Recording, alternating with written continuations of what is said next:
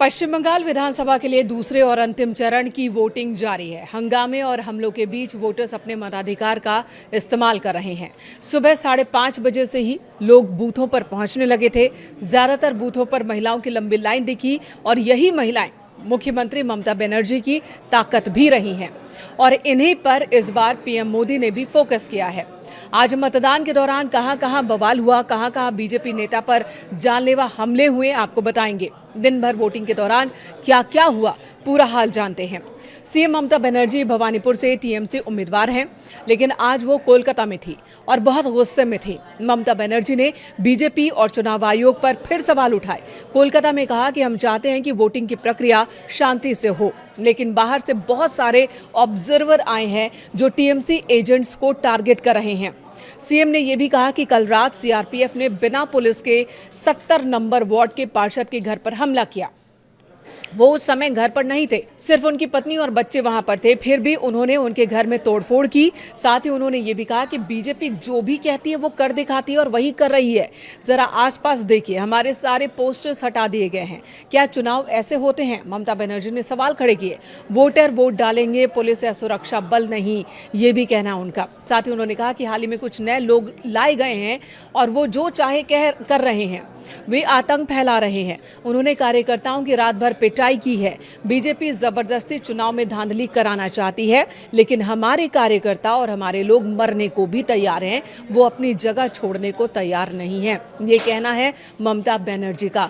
वहीं बीजेपी नेता अमित मालवीय ने भी इसी तरह के आरोप लगाए। उनका कहना है कि जहां जहां पर बीजेपी को लेकर चुनाव निशान है, उन्हें पेंट से ढक दिया गया है और ये सब टीएमसी के कार्यकर्ता कर रहे हैं ताकि बीजेपी के वोटर्स अपने प्रतिनिधि को चुन ना पाए, देख ना पाए और गड़बड़ वोटिंग कर दे। वहीं टीएमसी के एमपी अभिषेक बनर्जी ने कहा कि बीजेपी जब भी कुछ दावे करती है पश्चिम बंगाल में, उन्हें ही उल्टा पड़ जाता है। उन्होंने 2021 का उदाहरण दिया और कहा कि उस वक्त बीजेपी की ओर से दावे किए गए थे कि बीजेपी क्लीन स्वीप करेगी, लेकिन जब चुनाव के नतीजे आए तो मामला उल्टा हुआ और इसलिए ये आपकी जिम्मेदारी है कि आप जाकर बीजेपी नेताओं से पूछें कि हर बार जब उन्होंने कुछ भविष्यवाणी की तो आखिरकार वो टीएमसी के पक्ष में ही गई है। अमित शाह ने कहा था कि 2021 में 200 से ज्यादा सीटें मिलेंगी बीजेपी को, लेकिन टीएमसी ने वो सीटें हासिल कर ली और उससे ज्यादा हासिल की। तो अभिषेक बनर्जी कह रहे हैं कि बीजेपी इस बार भी दावे कर रही है कि 177 सीट मिलेंगी उन्हें, लेकिन इस बार बीजेपी का आंकड़ा जो है वो 50 से भी नीचे चला जाएगा, ये उनका दावा है। इस बीच बीजेपी ने भी अपने नेताओं पर हमले का आरोप लगाया। नादिया जिले की छपरा विधानसभा सीट के इतरा पंचायत में सुबह तकरीबन 5:30 बजे बदमाशों ने BJP polling agent Musharraf Mir पर लोहे की रॉड और बंदूकों से हमला किया। बाद में उन्हें पुलिस ने बचाया और छपरा ग्रामीण अस्पताल में भर्ती करवाया, जहां उनका इलाज चल रहा है। उनके सिर पर 6 टाँके लगे हैं। एंटली सीट से बीजेपी उम्मीदवार प्रियंका टिबरेवाल की कोलकाता में एक पोलिंग बूथ पर पोलिंग अधिकारियों और सुरक्षा कर्मियों से बहस हो गई। यहां पर बीजेपी के पोलिंग एजेंट को बूथ का साइज छोटा होने की वजह से बाहर कर दिया गया था। टीएमसी के चुनाव एजेंट भी बहस करने लगे, जिसके बाद दोनों को ही बाहर निकाल दिया गया।